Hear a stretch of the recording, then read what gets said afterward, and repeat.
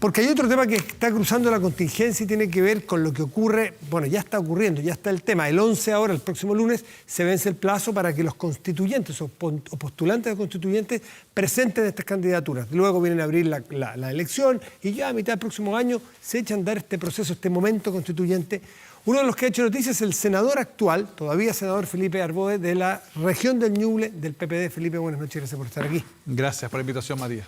Bueno, ha recibido no pocas críticas, también me imagino muchas alabanzas. El presidente de su partido dijo que se jugaba por lo más difícil, salir de la zona de confort, pero partamos por las críticas. Algunos le dicen, ¿qué parte, Patricia Policek creo que dijo ayer, qué parte no entendió del plebiscito del otro día, del 79,80 y tanto por ciento de las personas que dijeron, no queremos políticos en la constituyente? ¿Qué no entendió usted? A ver, primero yo creo que Patricia está en campaña como independiente, entonces ella aprendió rápido los códigos, digamos, de las campañas. Para hacer noticia tiene que pegarle a alguien, y yo creo que eso es parte de la mala política. No hay que copiar las malas prácticas, hay que copiar las buenas prácticas. Para la constituyente no sobra nadie, el 79,8% del cual yo soy parte, porque voté en contra de la convención mixta. ¿Y por qué? Porque la convención mixta es muy distinto. Lo que decía es que la mitad de los constituyentes iban a ser electos y la otra mitad iban a ser designados por los parlamentarios, y evidentemente eso a mí no me gustaba. Lo que yo creo es que lo que hay que hacer es una convención completamente electa. Y no es que yo pase como senador directo a la convención, sino que yo voy a renunciar a mi cargo, voy a competir como cualquier ciudadano, y van a ser los ciudadanos los que elijan. Si consideran que yo puedo hacer algún aporte, fantástico, y si no, son las reglas de la democracia. A mí me llama la atención que aquellos que se sienten perjudicados por las malas prácticas de la política comiencen a usar estas malas prácticas, que es excluir personas. Una pregunta, ¿quién le dio la representación de la calle a estas personas que de repente dicen, usted puede competir y usted no? ¿Desde cuándo tienen una especie como de catones morales de decir, mire, yo lo censuro a usted porque usted pertenece a tal o cual cosa? Perdóneme, aquí lo que corresponde cuando uno es demócrata es someterse a la democracia. Yo me he sometido voluntariamente a reconcursar. Usted bien sabe, Matías, este es mi primer periodo de senador. Yo podría haber repostulado por 8 años más. Pero ¿sabe lo que pasa? Que yo creo que la vocación transformadora que uno tiene en el Parlamento se frustra todos los días. Porque la Constitución que tenemos no le permite al Parlamento hacer reformas importantes. De lo que a mí me llamó la atención, porque en el acuerdo del 15 de noviembre estaba la posibilidad de que autoridades, senadores, parlamentarios se retiraran de su cargo o lo dejaran para postular. Postular no es quedar, no es ganar, es postular, participar y eventualmente perder. Lo que me llamó la atención de sus palabras es decir que quiero ser útil, quiero serle útil a este proceso. Sí. ¿Acaso no es complejo eso para la sensación que genera un senador respecto del propio Senado del Parlamento? No, lo que pasa ¿de la utilidad que tiene? No, lo que pasa es lo siguiente. Yo creo humildemente que he sido bastante útil en el Parlamento a mis electores.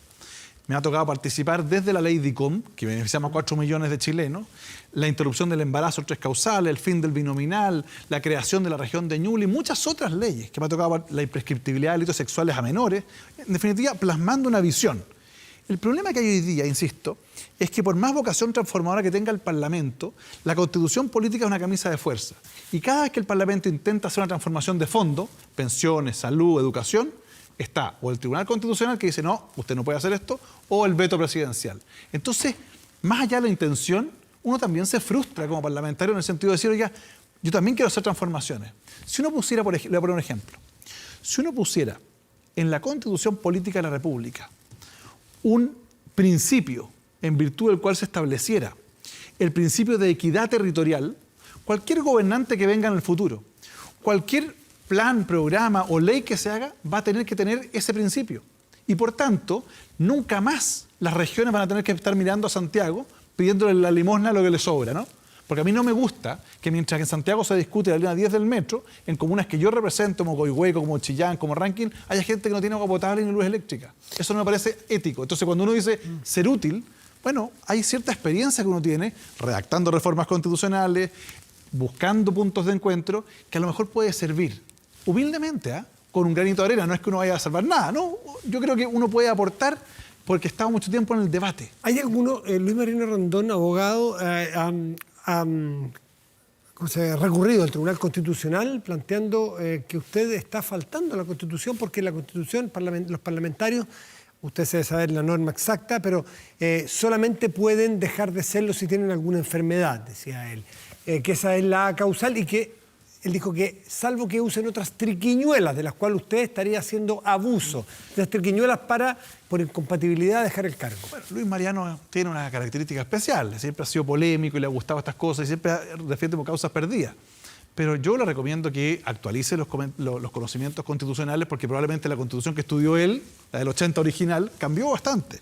Y dentro de ellos se establece, por ejemplo, que la última reforma constitucional que hicimos, el acuerdo constitucional, establece expresamente en el texto de la Constitución la posibilidad que las autoridades públicas, como vamos a ver mañana o pasado mañana, que subsecretarios y ministros van a salir, o que los parlamentarios puedan renunciar. Perdón, técnicamente no hay renuncia. Lo que ocurre es que cuando una autoridad inscribe su candidatura y esta es aceptada por el servicio electoral, la sola aceptación de la candidatura hace cesar en el cargo. Genera en consecuencia, incompatibilidad. técnicamente no hay renuncia, sino que hay cesación de funciones por incompatibilidad de cargo. ¿Qué es lo que ocurre cuando un presidente o presidenta nombra del Parlamento a un ministro o ministra? Entonces, yo creo que entiendo que el sentido más bien es reclamar. Ahora, la pregunta es ¿por qué reclaman contra mí y no en contra del diputado Garín o el diputado González? Porque evidentemente él pertenece a un partido del Frente Amplio y está haciendo su juego para ser un poquito más famoso, pero bueno, es parte de la vida. Dice que en su cargo va a quedar alguien que no fue elegido para ese cargo, que probablemente ser diputado, se habla de la diputada Loreto Carvajal, y va a quedar en ese cargo también otra persona sin ser elegida. Por eso es que es súper importante que lea bien la Constitución, porque es la Constitución la que establece el sistema de reemplazo. No es que lo designe yo, lo designan los partidos políticos. Sí. Yo fui autor de un proyecto de reforma constitucional por allá por el 2012 para que cuando haya vacancias haya elecciones complementarias, como era antes del 73. Lamentablemente los cálculos políticos de diferentes partidos no han hecho que el proyecto no salga adelante, pero son los partidos y es la propia Constitución la que establece en su articulado la forma de reemplazo. Entonces yo creo que esto es más bien una polémica un poquito artificial. Hay que entender que todos se están ubicando en la pole position, digamos, en la campaña. Aquí vuelvo a insistir. Lo más importante es entender que lo que nos jugamos en el proceso constituyente son los próximos 40 años del país. Y por tanto no sobra nadie. Independientes, militantes, personas de un credo o del otro, agnósticos, todos pueden aportar. Es muy importante porque lo que vamos a hacer ahí es definir la forma de organizarnos como sociedad. Entonces que venga alguien a decir, usted puede participar y usted no, a mí no me parece que sea una práctica adecuada. Otro de los argumentos que he escuchado en los que le hacen críticas es que corre con ventaja por tener el espacio de ser senador y que va con el apoyo de su partido, no como ciudadano que había dicho. No, pero a ver, perdón, dos cosas. Primero, al contrario, pues, si yo escuchaba a Rodrigo Jordán decir hoy día que la calle no quería políticos. Y después decía, además corre con ventaja. Bueno, entonces es una desventaja ser político. Entonces, es más, corro con la desventaja de ser político, con un pasado y un presente de una historia. La gente sabe lo que yo pienso, sabe que soy un socialdemócrata, que he peleado por los temas de los consumidores, de la seguridad, de la estabilidad y que soy una persona dialogante. Esa también es mi mochila y yo la asumo. Entonces, ese es el punto, uno corre con desventaja. Pero adicionalmente, vuelvo a insistir en esto, que me parece muy importante. Es que más allá de si la persona es militante o no, lo importante es que tenga vocación de poder construir acuerdos. Esta Constitución tiene que tener vocación de estabilidad y eso no se da por ganar por un voto más o un voto menos. ¿Está en riesgo el diálogo? Me leí anoche con sumo cuidado la declaración del Congreso del Partido Comunista, se lo pregunté aquí al candidato, bueno, al alcalde Jadwe, porque a todos nos llamó la atención esto de rodear la convención. Te voy a dar un dato histórico. No es nada nuevo. En 1917, cuando se cae la revolución de los zares y cuando caen los zares, se produce una asamblea constituyente. Y el grupo bolchevique llama a rodear la asamblea constituyente. Asamblea que fracasa porque finalmente la guardia, que no era bolchevique, pero era parte del grupo, le dice al presidente de la asamblea, tiene que cerrar la asamblea porque la guardia está cansada. Se acabó la asamblea. Entonces, primero, no es una cita histórica lo que está haciendo Tellier. Segundo, cuando uno es demócrata hasta que duela. Y si la ciudadanía elige representantes, militantes, independientes, de centro, derecha, izquierda, lo que sea, y ellos deliberan, tienen que deliberar no bajo amenaza ni amedrentamiento. Tienen que deliberar por el bien del país.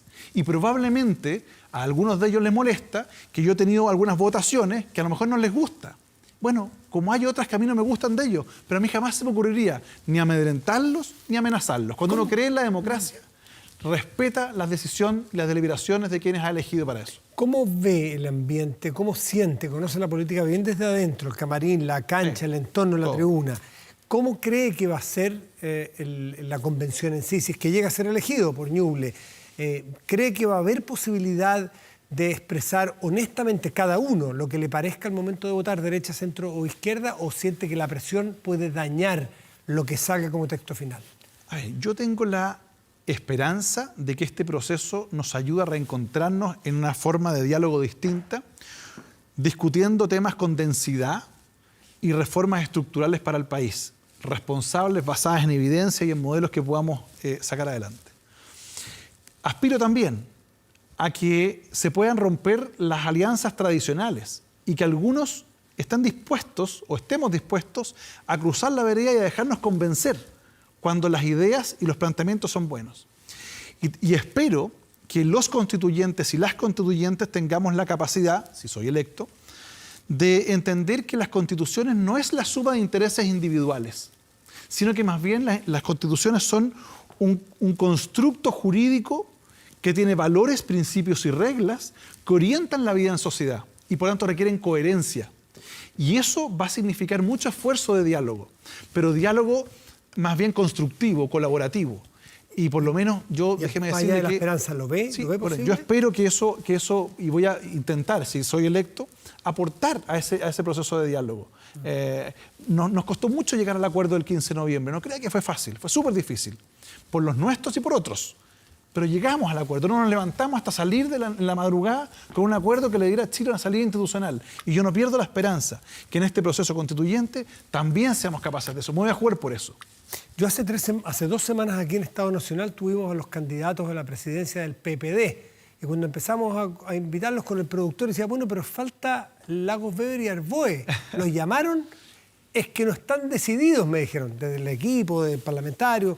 Entonces, la verdad que yo hace 2 semanas lo tenía en el radar de los presidenciables del PPD. Presidenciales primarias para ser candidato presidencial a La Moneda, no del PPD.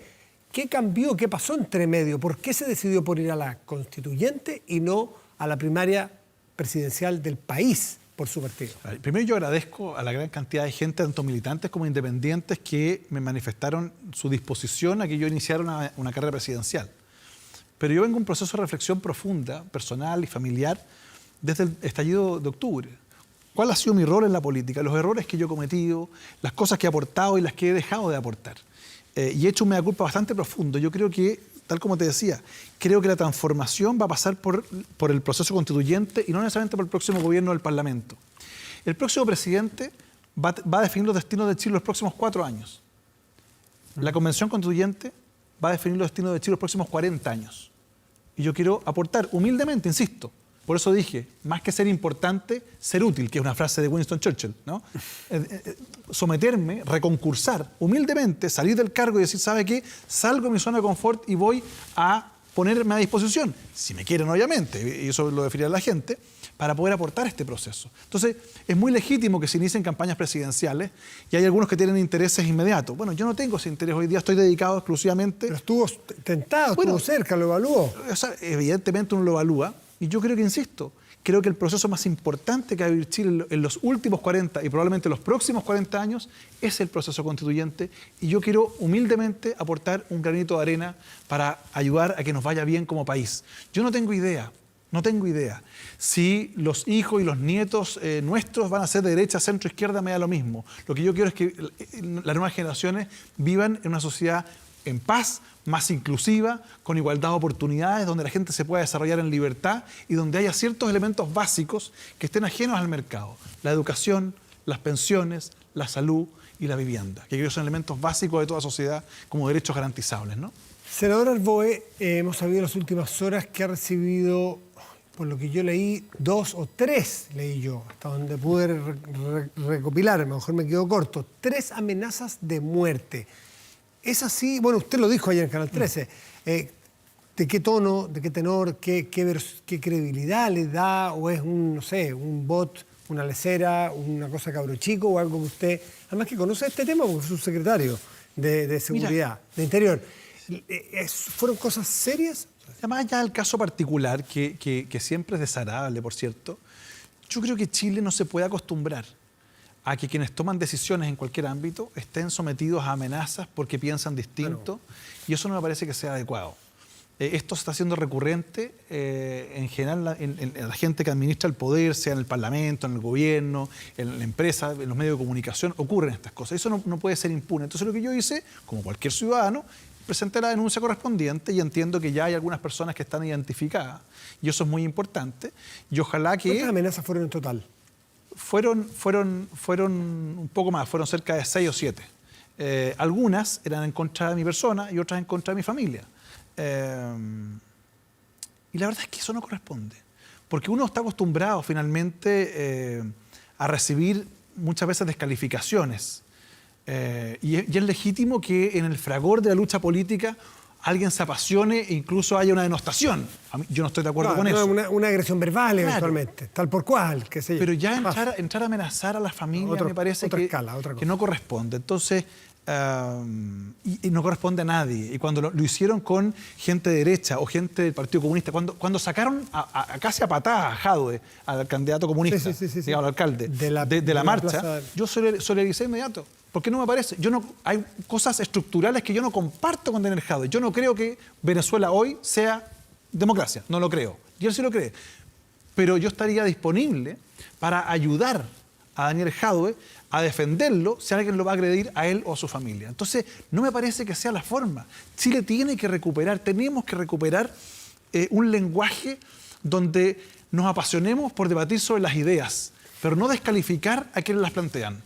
Me dice que algunas personas han sido ya identificadas. ¿Cuántas y quiénes serían? No, yo no puedo dar esa información. Yo entiendo que esa información tiene que ver la Policía de Investigaciones, que está a cargo de la investigación con el fiscal que está llevando a cabo esto. Y prontamente espero yo que tengamos más información. Yo lo único que me dicen en términos generales, mire, hay personas que ya están identificadas. Así que bueno, espero que... ¿Serían personas que tienen alguna afiliación política? No lo sé, no he preguntado eso. Y la verdad es que me da lo mismo. Mi punto, no, puede lo mismo usted, pero tiene una significancia. Si hay alguien de un partido de derecha, izquierda, en fin, o de su propio partido. Bueno, cuando uno revisa los posteos, digamos, empieza a mirar, evidentemente hay mucha gente que más bien, si uno analiza, es más bien de ultraizquierda, digamos, ¿no? Y están reclamando porque yo más bien he votado de tal o cual forma, o porque tengo una posición respecto a los temas de seguridad que ha sido invariable. Yo no tolero la violencia de ninguna forma, ni la de Estado ni la de los particulares. La violencia no puede ser una herramienta legítima en democracia. ¿Las personas que lo amenazaron fueron con nombres falsos, con seudónimos, o hubo alguien con nombre y apellido? Bueno, usted sabe que llevo algunos años dedicado a la ciberseguridad y la verdad es que hoy día se utilizan cuentas que se crean para esto. Pero uno puede finalmente con técnicas investigativas ubicar a través de las direcciones IP, los teléfonos, etcétera, y hoy día es, no digo fácilmente rastreable, pero es rastreable, y yo creo que vamos a llegar a buen puerto no solo en estos casos, sino en otros. Yo entiendo que hay un conjunto de autoridades que han sido amenazadas, y me llamó el ministro de Interior, Rodrigo Delgado, no solo para solidarizar, sino para si necesitaba alguna cosa, y me comentó que habían muchas causas abiertas, porque hay autoridades de gobierno, otros parlamentarios y otras... ¿Qué le puede pasar a alguien que lo amenaza a usted? ¿Qué riesgo corre? El delito tiene una pena que es bastante baja, 541 días y algo más, digamos, pero si no se concreta, por cierto, ningún tipo de agresión, nada. Se queda solo la amenaza. Claro, pero al final del día esa gente queda con los papeles manchados y lo pasa mal, porque le van a quedar los antecedentes penales, porque si se presenta una querella, oiga, hay que perseverar en la querella hasta el final, hasta la condena. Y a esa persona le van a manchar los papeles y después cuando vaya a conseguir trabajo... Entonces uno llama un poco a la reflexión, a decir, ¿sabe qué? Yo puedo estar enojado con alguien, puedo no estar de acuerdo con lo que se está diciendo en televisión o en la radio, pero de ahí a amenazar a una persona con agredir a su familia o matarlo, digamos... Me parece que la gente tiene que reflexionar. ¿Usted va, si conoce los nombres de estas personas, ¿es más de una persona o sí, una la que hace las 6 o 7? Más de una. Si se identifica a estas personas, ¿usted va a perseverar en la acción? Sí, por supuesto. Es lo que corresponde. Yo creo que uno tiene que hacerse responsable de sus actos, así que es lo que corresponde y bueno, será el Ministerio Público el encargado de perseguir. No es primera vez, no es el primer evento de amenazas que tiene. ¿Qué ha pasado con los anteriores? En algunos casos ha habido condenas, en otros casos no han llegado a buen puerto, pero vuelvo a insistir, yo creo que más allá del caso particular. Para saber. Han habido condenas y claro, y lo pasan mal y piden perdón, pero al final del día, oiga, digamos, la agresión pública, la amenaza pública y la disculpa privada no siempre tienen un buen destino judicial. Entonces, creo que el Ministerio Público y las policías en esto han sido bastante perseverantes en algunos de estos casos, y entiendo yo que en los otros casos de otras personas también vienen prontamente novedades, porque hoy día se han implementado técnicas de investigación bastante más sofisticadas de lo que había hace un tiempo atrás. Felipe Arboe, senador todavía de la región del Ñuble, uno dice la provincia, que no. ya es región. Eso fue parte de lo que hicimos, el compromiso de campaña que se logró. Pues, es la región. Con la ayuda de muchas y muchos. Oye, bueno, ¿puedo hacer un avisito de último minuto? Sí. Dos avisitos. El primero es la región de Ñuble está muy afectada con el COVID. Es una de las regiones que más sube en enfermos de COVID. Y ahí es clave, ojalá que el gobierno acelere la vacunación del personal de salud que se saca la mugre todos los días.